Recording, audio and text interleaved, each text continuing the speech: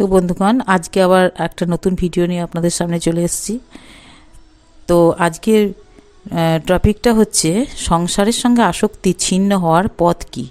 তো ভিডিওটাকে স্কিপ না করে পুরো ভিডিওটা শুনবেন, কেউ কিন্তু স্কিপ করবেন না। তো আজকে তার আগে আমি একটু গুরু প্রণাম করে নিই। তো ওং অখণ্ড মণ্ডলাকারং ব্যাপ্তং যেন চরাচরম তৎপদং দুষ্যিতং যেন তস্मै শ্রী গুরবে নমঃ। गुरु की पाही केवलम, गुरु की पाही केवलम, गुरु की पाही केवलम। তো আজকে আমি টপিকে প্রবেশ করছি। সংসারের সঙ্গে আসক্তি ছিন্ন হওয়ার পথটা কি।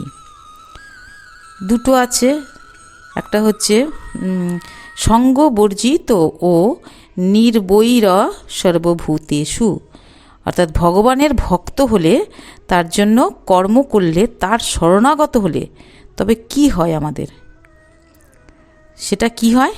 ভগবানের আমরা যদি ভক্ত হয়ে যাই তাহলে আমাদের সংসার বন্ধন থেকে মুক্তি লাভ ঘটবে।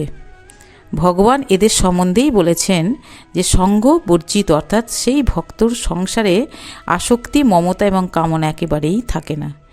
যদিও সে সংসারে থাকে, যদি সংসারী মানুষ হয়, সংসারে হয়তো থাকবে, কিন্তু সংসারের প্রতি আসক্তি থাকবে না। কর্ম করতে হয়, এটা ভগবানের সংসার, এটা জেনে সে কর্ম করে যাবে শুধু। আর সবার মধ্যে একই আত্মা, একই পরমাত্মাকে দর্শন করে সে প্রত্যেকের আদেশ কর্তব্য পালন করে যাবে। এটাই হচ্ছে ভগবত ভক্তের গুণ। তো বলছে আবার ভগবানের প্রেম জাগ্রত হলে সর্বত্র ভগবত ভাব আসে, অর্থাৎ তখন তার সঙ্গে যতই দুর্ব্যবহার করা হোক না কেন, তার যতই অনিষ্ট করা হোক না কেন, তার এই অনিষ্টকারীদের প্রতি বিন্দু মাত্রও কিন্তু বৈরভাব উৎপন্ন হয় না, মানে শত্রু বলে তাদেরকে মনে হয় না। সে কিভাবে না, এই সবই হচ্ছে ভগবানের ইচ্ছা বা কৃপা, এই বলে মনে করে। অর্থাৎ এটা একদম সঠিক কথা। আমরা মানে কারোর কাছ থেকে যে আঘাত পাই, কষ্ট পাই, যাই পাই না কেন, এগুলো কিন্তু আমাদের কর্ম, আমাদের কর্মভোগ কিন্তু আমাদেরকেই ভুগতে হবে। আমরা এই জন্মে হয়তো কিছু করেছি বা আগে কিছু করেছি, কিছু না কিছু আমরাই করেছি, তো আমাদের কর্মফলের জন্যই কিন্তু আমরা তার কাছ থেকে খারাপ কিছু আর কি পাচ্ছি অন্য কারোর কাছ থেকে। তো এটা কিন্তু ভগবানের কৃপা বলেই মনে করতে হবে। কেন না, আমাদের সেই পাপটা থেকে আমরা মুক্ত হয়ে গেলাম। ওই যে আমরা কর্মটা করেছিলাম, সেই কর্মটা আমাদের কেটে গেল। এইরূপ ভক্তকে ভগবান নির্বৈর সর্বভূতেষু বলেছেন, যারা এরকম ভাবে চলে, এই ভাবনায় চলে।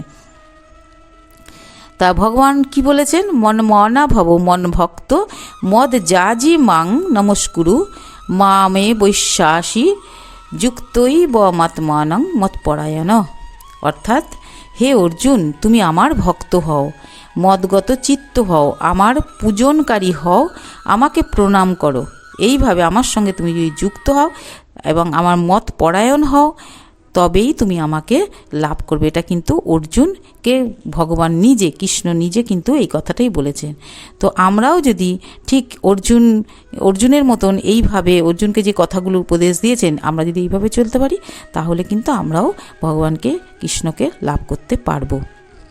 তো নবম অধ্যায়ে রাজবিদ্যা রাজগুজ্জ যোগে কি বলা হয়েছে না, ভগবানের মনে হয়েছিল অর্জুন কি সত্যি গুরু রহস্যের কথা বুঝতে পেরেছেন, মানে যখন গীতার উপদেশগুলো করছে একটার পর একটা অধ্যায়, তখন আর কথা বোঝাবার জন্য কিন্তু ভগবান কি করলেন, দশম অধ্যায়ে যে বিভূতি যোগ আছে এবং একাদশ অধ্যায়ে যে বিশ্বরূপ দর্শন আছে, দর্শন যোগ, সেইটাকে তিনি উল্লেখ করলেন। কি জীবগণ বিনাশশীল সংসারের প্রতি আসক্তিবশত এরই আশ্রয়ে থাকে, আর এর ফলে অবিনাশী ভগবানের বিমুখ থাকে।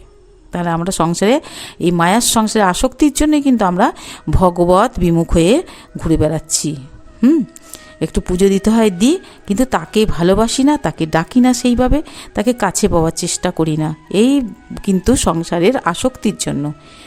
তো এই বিমুখতা দূর করে জীবগণকে ভগবতমুখী করাকেই হলো দশম আর একাদশ অধ্যায়ের অবতারণা। মানে এই জন্যই কিন্তু একাদশ অধ্যায় আর দশম অধ্যায় কিন্তু ভগবান মানে অর্জুনকে বলেছেন, যাতে সংসারের আসক্তি থেকে, কারণ অর্জুন তো কিছুতেই যুদ্ধ করতে চাইছে না, সবাই মানে সব আত্মীয় স্বজনদেরকে বিনাশ করবে না, তাদের প্রতি মায়া, এর জন্যই তো মানে ভগবান দশম আর একাদশ অধ্যায় তাকে বলেছেন অর্জুনকে, যাতে সে সংসারের আসক্তি থেকে মুক্ত হয়ে যুদ্ধ করে জয়লাভ করতে পারে। তো মানুষের মন আর ইন্দ্রিয়র মধ্যে কিন্তু দুটো শক্তি আছে, কি একটা হচ্ছে চিন্তা করার শক্তি, আর একটা হচ্ছে দেখার শক্তি আর কি। তো এর মধ্যে চিন্তা করার যে শক্তি সেটি ভগবানের বিভূতিতে নিয়োগ করা উচিত। আমাদের চিন্তা করার শক্তি কি, ভগবানকে দর্শন করার, ভগবানের যে রূপ তাকে কল্পনা করার শক্তিটাকে মানে আমাদের নিয়োগ করা উচিত আর কি, চিন্তা করার শক্তিকে।